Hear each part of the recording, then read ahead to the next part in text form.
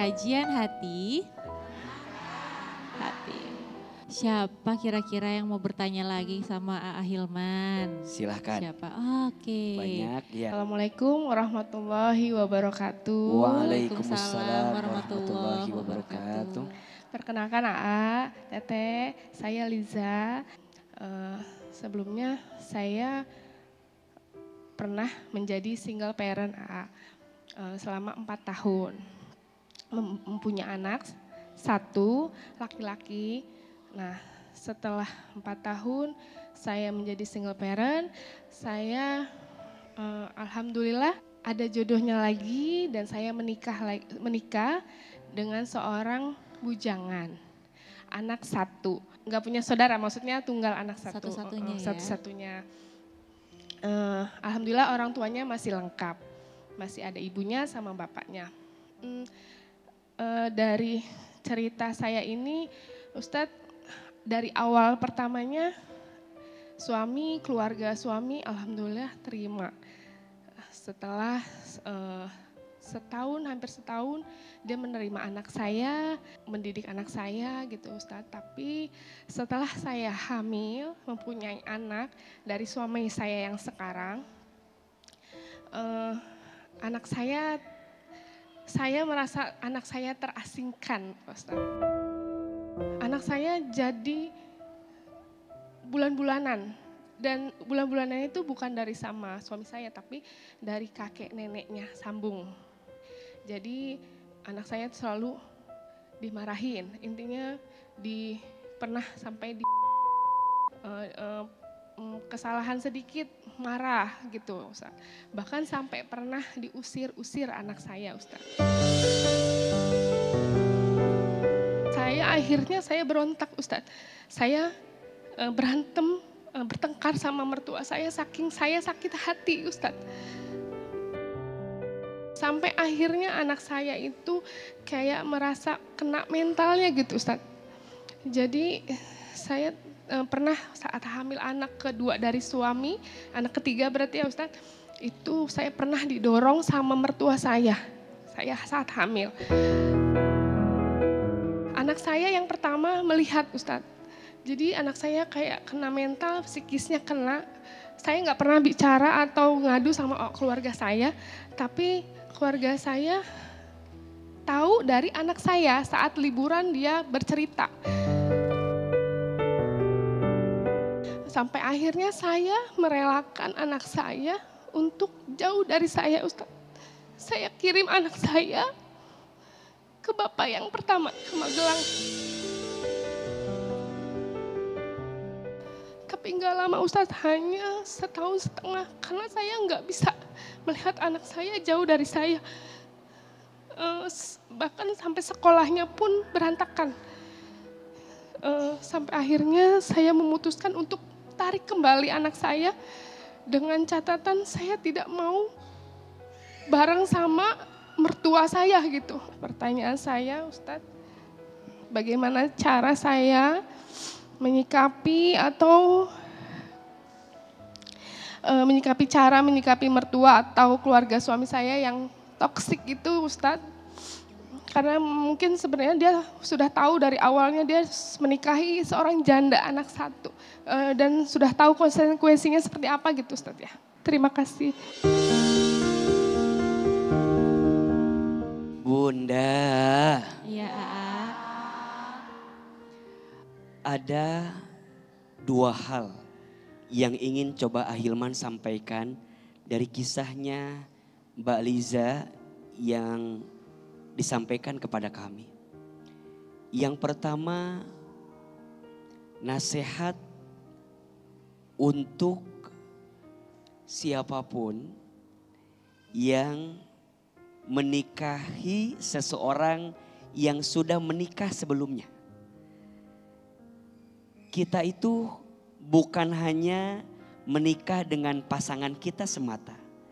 Kalau dia sudah punya anak dari pernikahan sebelumnya, berarti kita pun juga harus ridho, harus menerima pasangan kita plus anaknya dari pernikahan yang sebelumnya. Karena bagaimana mungkin kita memisahkan orang tua dengan anaknya? Bagaimana mungkin kita memisahkan ibu dengan anak kandungnya?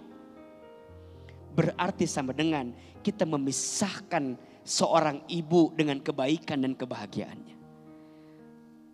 Anak itu pernah tinggal di rahim ibu selama 9 bulan. Dilahirkan hidup dan mati, disusui, dibesarkan. Maka wajar ketika ibu itu melangkah pengen bawa anaknya. Karena anak sesuatu yang tak bisa dipisahkan. Dan ingat ya, jangan membedakan antara anak sambung dengan anak kandung. Dua-duanya adalah titipan dari siapa? Allah. Kalau titipan dari Allah, saat kita merawatnya, membesarkannya, ada pahala atau tidak? Ada. Yang kedua, tentang bagaimana pola asuh terhadap anak kita. Ibu harus menguatkan anak yang ibu bawa daripada pernikahan sebelumnya. Karena bagaimanapun sekarang dia tinggal dengan kita, dengan keluarga barunya. Ketika ditanya tapi sering dibedakan, sering dibandingkan. Mungkin hal yang wajar, tinggal bagaimana kita kuat saja untuk tidak lemah dengan segala keadaan yang ada. Kalau dia dilemahkan oleh lingkungannya, minimal bunda harus menguatkan dia. Bunda yakinkan pasangan bunda.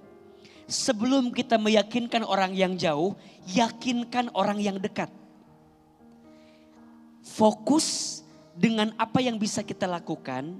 Jangan terlalu sibuk dengan apa yang tidak bisa kita lakukan. Apa salah satunya? Kita gak bisa nebak perasaan orang yang jauh. Betul? Kita gak bisa ngotak-ngatik izin. Dalam hal ini perasaan mertua harus lebih sayang sama anak. Mungkin susah untuk itu. Tapi tugas kita sebagai ibu untuk nguatin dia. Nah gak apa-apa ya. Mungkin kakek nenek kamu belum sayang banget sama kamu. Kamu buktiin ya. Kamu harus pinter ya. Berprestasi ya. Agar nanti nenek kakek kamu bangga sama kamu. Jadi itu yang harus bunda kuatkan. Jangan sampai dia dilemahkan oleh nenek kakeknya. Ibu juga lemah. Suami ibu juga lemah. Lingkungan juga melemahkan. Ini yang dikhawatirkan. Ujungnya anak ini bertumbuh di atas luka yang tidak pernah sembuh dalam hidupnya. Jangan membencinya.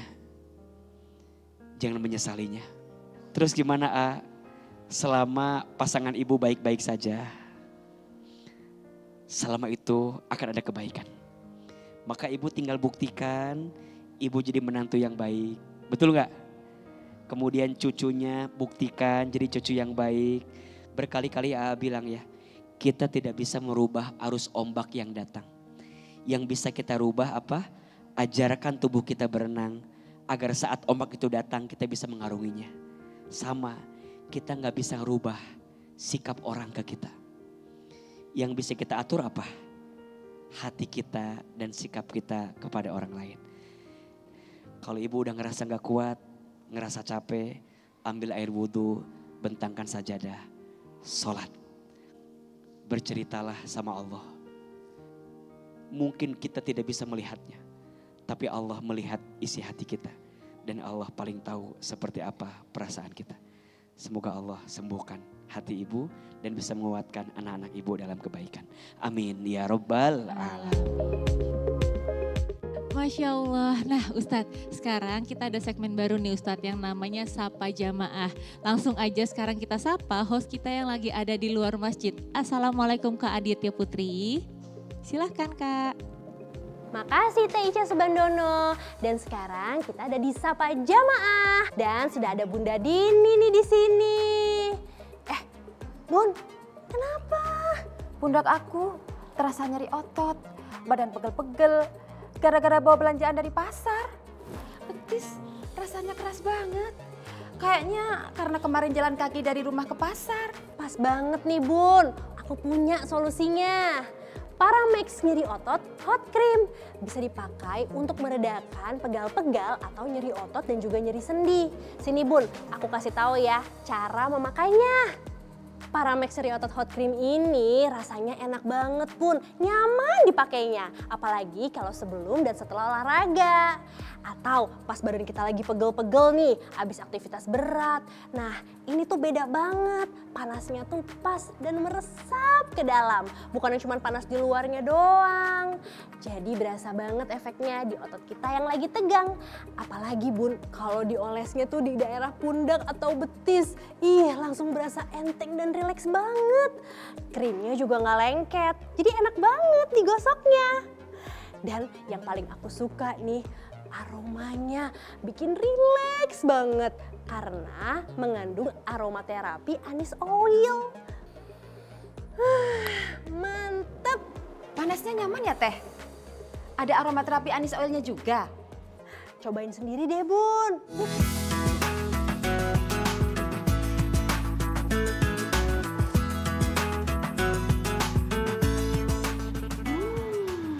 Wangi aromaterapi anis oilnya beneran bikin rileks.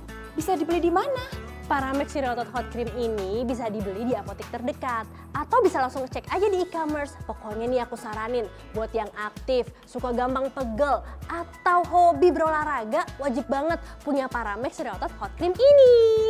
Nyeri otot, sendi, pegalinu, Paramex Nyeri Otot Hot Cream obatnya.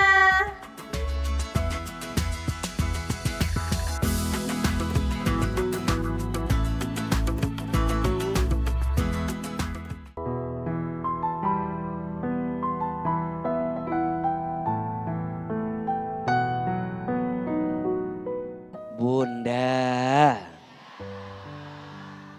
hati harus punya prasangka baik. Kenapa? Karena semua bermula dari hati. Apa yang kita rasakan di hati menentukan apa yang kita pikirkan. Apa yang kita pikirkan menentukan apa yang kita ucapkan. Apa yang kita ucapkan menentukan apa yang kita lakukan. Apa yang kita lakukan menentukan apa yang jadi kebiasaan. Dan apa yang jadi kebiasaan menentukan nasib kita dalam kehidupan. Ternyata semua bermula dari hati yang bersih, dari hati yang baik. Maka perbaiki hati, lembutkan hati. Agar semua bermuara pada kebaikan dalam hidup. Kalau hatinya sudah baik, maka lisannya akan baik. Mudah-mudahan kita terus dibimbing jadi orang yang makin baik dalam hidup. Amin. Ya Rabbal Alamin. Ya Allah. Cabut nikmat berbuat dosa di hati kami. Agar sisa hidup kami lebih sibuk dengan kebaikan kepadamu. Ya Allah, perbaiki semua urusan kami. Perbaiki rumah tangga kami. Perbaiki keluarga kami. Perbaiki semua yang berat untuk kami ya Allah. Temani hidup kami ya Allah. Tunjukkan yang baik itu baik untuk kami. Dan tunjukkan yang buruk itu buruk untuk kami. Rabbana atina fitunya hasanah. Wa fil akhirati hasanah wa qina azabannar. Ya Allah, terima doa kami. Ijabah doa kami. Subhana rabbika rabbil izzati amma yasifun. Wassalamun alal mursalin. Walhamdulillahi rabbil alamin. Amin ya rabbal alamin.